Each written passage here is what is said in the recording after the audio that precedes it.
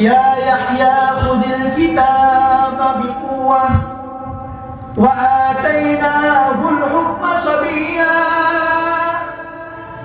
وحنانا من لدنا وزكاة وكان تقيا وبرا بوالديه ولم يكن جبارا عصيا আল্লাহ তাআলা জাকারিয়া আলাইহিস সালামকে সুসংবাদ দেন, জাকারিয়া সন্তান চাইছো, এমন সন্তান দিছি যার নাম হলো ইয়াহইয়া।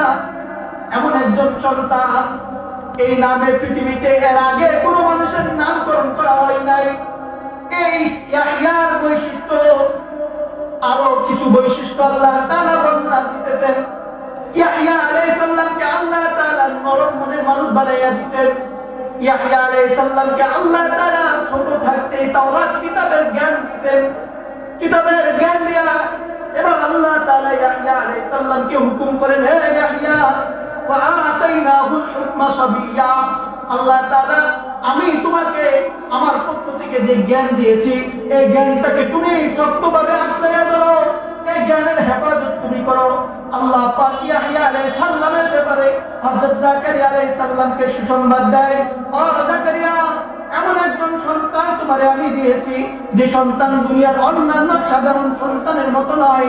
এই সন্তানের মধ্যে আমি এমন বৈশিষ্ট্য দিয়েছি, এই সন্তান কোনোদিন বাবা মায়ের সাথে কঠোরপন্থী আচরণ করে না।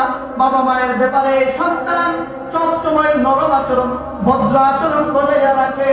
আল্লাহ পাক ইয়াহইয়া আলাইহিস সালামের ব্যাপারে আরো সুসংবাদ দেন, ওয়াসালামুন আলাইহি ইয়াওমা উলিদতু ওয়া ইয়াওমা আমুতু ওয়া ইয়াওমা উবআসু হাইয়া।